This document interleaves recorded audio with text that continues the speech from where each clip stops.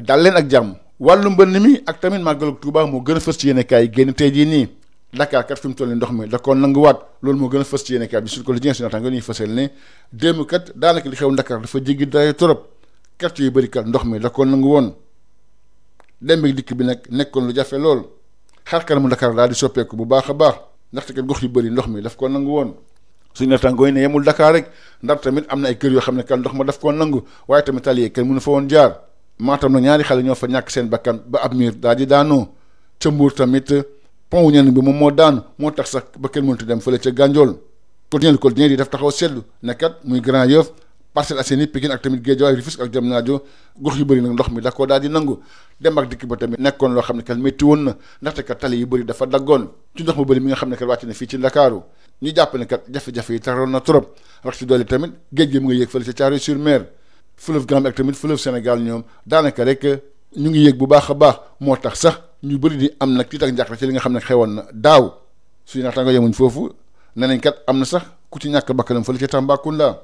le quotidien l'informé moom daf taxaw seetlu ci Parcelles Assainies di gox boo xam ne kat daanaka moo ëpp lu mu loru ci wàllu mbënn mi ak taw yu métti yi nga xam ne kat am na Ndakaaru muy Ndakaaru tamit muy ci biir réew mi yëpp jafe-jafe yi taroon na lool loolu sax mu gën a fës ci yéenekaay bi di Source A ndox ma kat dafa nangu Yoff ak Parcelles Assainies ak tamit hôpital Philippe Maguilène Senghor bi nga xam ne kat kenn mënu fa woon dem unité 24 des Parcelles Assainies tamit li ni mel lañ fa nemmeeku Walfadjri di wax ne kat ndox mi fi mu toll nii nangu na Ndakaaru bu baax a baax loolu sax moo gën a fës ci yéenekaay bi inondation yi kat dafa fépp la am ndox mi indi ay jafe-jafe loolu moo gën a fës ci yéenekaay bi di Vox Populi li ni mel tam moo gën a fës ci yéenekaay bi L'Observateur La Tribune di fësal ne loolu kat tax na nag ba askan bi daal di jaaxle lool Le Soleil moom bind ne nguuru Sénégal nag def na kéem tolluwaay kàttanam ngir rek saafara lu jëm ci wàllu mbënn mi ndaxte kat dem wàccee ci avion bi ministre bi ñu dénk wàllu hydraulique assainissement di docteur Cheikh Tidiane Dièye moom dafa dem ca Parcelles Assainies jël sax téléphone am passe ko ki nga xam ne kat moom moo nekk imam ba di Moustapha Amar waxtaan na ak kii di premier ministre Ousmane Sonko mi nga xam ne kat dalal na seen xel màggalu Tuubaa gi nag jeex na cérémonie officielle bi amoon na nag bërki démb ci résidence Cheikhul Khadim ci teewaay ministre bi ñu dénk wàllu biir réew mi moom sax moo jiite woon délégation gouvernement bi ak tamit teewaay Serigne Mountakha Bachirou Mbacké ak kilifa murid yëpp teewoon nañ fa waaye ak tamit tarixa yi nekk fii ci biir Sénégal ak tamit corps diplomatique bi mu yëkkatee kàddu nag ministre bi ñu dénk wàllu biir réew mi nee na kat def kéem tolluwaay kàttanam ba rek jàppale Touba ci projet structurant yi ci yéene kàddu quotidien national Le Soleil xalif général kullu murid Serigne Mountakha Bachirou Mbacké yëkkati ay kàddu wax nit ñi kat nañ gën a dellu ci seen borom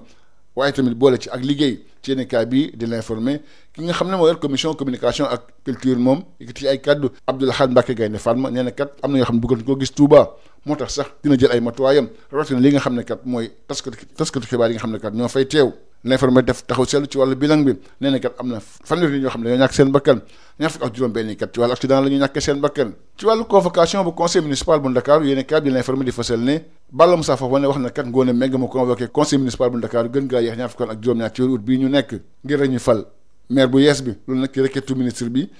mu nag jox ndigal préfet bi décision boo xam ne kat dafa indiwaat nag ay jeexi jaaxa waaye tamit ay soupçon ci jëm na ci wàllu politique ngir rek fexe ba teg fe kii di Abass Fall mu remplacer kii di Barthélémy Diaz li ni mel te moo gën a fës yéenekaay bi di Les Échos nee na kat maire Dakar wax nañ ko mu convoqué conseil municipal bi gën ngaa yeex ñaar fukki fan ak juróom-ñaar ci weeru août bi ñu nekk nii préfet bi nag moo ko wax ginnaaw bi nga xam ne kat jot na requête Balla Moussa Fofana di ministre bi ñu dénk wàllu collectivité territoriale yi waaye kat Khalifa Sall taxawu Sénégal ñoom jóg lañ taxaw temm ngir rek jaamarloog nguuru Sénégal nga xam ne que seen bëgg-bëgg leen rek la teg ki nga xam ne kat moom moo nekk Abass Fall ci mairie bu Ndakaaru afro basket ci wàllu góor ñi yéen a bi le quotidien di fësal ne ginnaaw ba mu gagné nag Ouganda ñàkk digganteem ak Égypte Sénégal dina amal tey ji match moom digganteem ak Mali di match boo xam ne kat mu ngi jëm ci dernière journée phase de poule yi match boo xam ne kat dafa am solo trop enjeu bi nag mooy ñaareel ma la ma ñetteelu place bi ci wàllu groupe bi gaynde Sénégal war na rëccantiku waaye nag fexe nag ba jaamarlu bu baax a baax ak équipe bi di Mali te match bi tey jii lay doon bu benn waxtu jotee ba tegal fanweeri simili ñaareelu place bi nag moo nekk enjeu loolu yéenekaay bi Le Soleil moo ko ci yokk li ni mel tam moo gën a fës ci yéenekaay bi di quotidien sportif record Sénégal nag gannaaw ba mu daan ci digganteem ak Égypte war na rëccantiku digganteem ak Mali loolu moo gën a fës ci yéenekaay bi di l'informer mbokk yi jaa ngeen jëf beneen incha allahu rabbi. Bonjour à tous.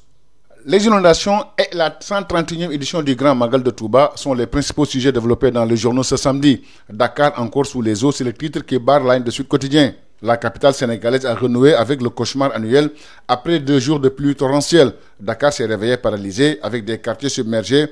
des familles sinistrées et un trafic routier complètement désorganisé. Les images des artères transformées en bras de mer et les habitations envahies par les eaux rappellent une fois de plus la vulnérabilité de la ville face aux intempéries. Nos confrères font le point dans les régions. À Saint-Louis, des maisons inondées et des routes impraticables. Après les premières pluies, à Matam, 2 enfants meurent suite à l'effondrement d'un mur. À Mbour, les pluies diluviennes ont provoqué l'effondrement d'un pont stratégique à Nianing, isolant complètement le quartier Gandiol. Selon nos confrères du quotidien Le Quotidien, à Grand Yoff, aux Parcelles Assainies, à Pékin, Guédiawaye, Rufisque, Diamniadio, plusieurs routes étaient devenues impraticables à cause de la quantité d'eau tombée sur la capitale. Après une longue pause pluviométrique, l'hivernage semble retrouver ses couleurs. Après la montée de la mer qui a frappé Thiaroye-sur-Mer, les fleuves Sénégal et Gambie sont à quelques centimètres de sortir de leur lit, réveillant les mauvais souvenirs vécus l'année dernière. Selon toujours nos confrères, les inondations ont fait un mort et des dégâts incommensurables à Tambacounda. Le quotidien informé s'arrête sur les Parcelles Assainies,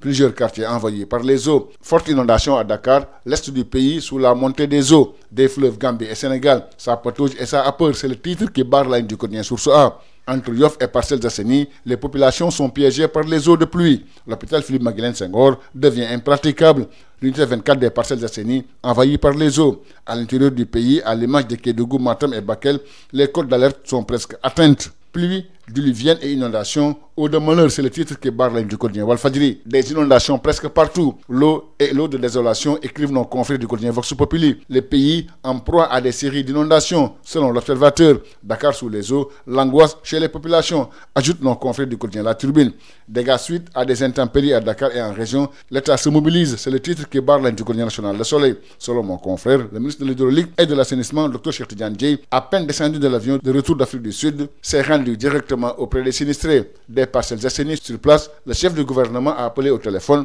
l'imam Moustapha Amar de la mosquée de l'unité 24 pour s'enquérir de la situation. Les autorités sont à pied d'œuvre pour remédier à la situation. La 130e édition du Grand Magal de Touba a vécu. Mercredi 13 août dernier, la cérémonie officielle de ce grand rendez-vous religieux s'est déroulée à la résidence Cheikhoul Khadim. Le lendemain jeudi, en présence du ministre de l'Intérieur qui a connu la délégation gouvernementale, du khalife général des Mourides Serigne Mountakha Bassirou Mbacké, des dignitaires mourides, des représentants des familles religieuses du pays, mais aussi du corps diplomatique. Prenant la parole, le ministre de l'Intérieur a annoncé que le gouvernement reste toujours engagé pour soutenir Touba dans ses projets structurants. Dans le quotidien national Le Soleil, le khalife général des Mourides Serigne Mountakha Bassirou Mbacké a recommandé la préservation du climat social, le renforcement des valeurs islamiques et le dévouement au travail. Dans le quotidien L'Informel, le président de la commission culture et communication du Grand Magal de Touba, Serigne Abdoulaye Mbacké Gaïndé Fatma, promet un durcissement des règles pour préserver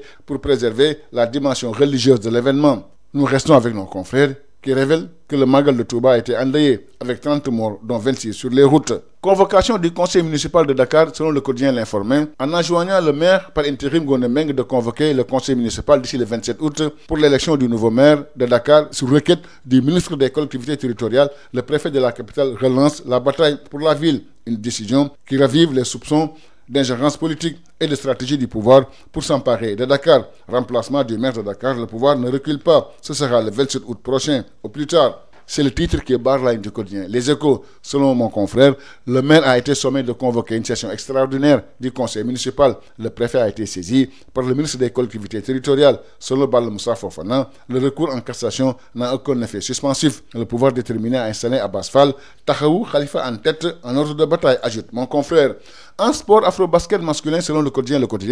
après une large victoire contre l'Ouganda et une défaite face à l'Égypte, le Sénégal joue le Mali cet après-midi pour le compte de la 3e et dernière journée des phases de poule, avec comme enjeu une 2e ou une 3e place du groupe. Les Lions doivent se ressaisir et s'imposer en évitant de subir l'agressivité des Aigles du Mali. Selon le coach de l'ASC Ville de Dakar, Sénégal-Mali à 13h30, la 2e place en jeu cet après-midi, selon le quotidien national Le Soleil. Les Lions pour sécuriser la 2e place face aux Aigles, ajoute nos confrères du quotidien sportif Record. Piégés par l'Égypte, les Lions doivent rugir face au Mali, selon le quotidien L'Informel. Merci, c'était tout. À vos journaux et bonne lecture à tous.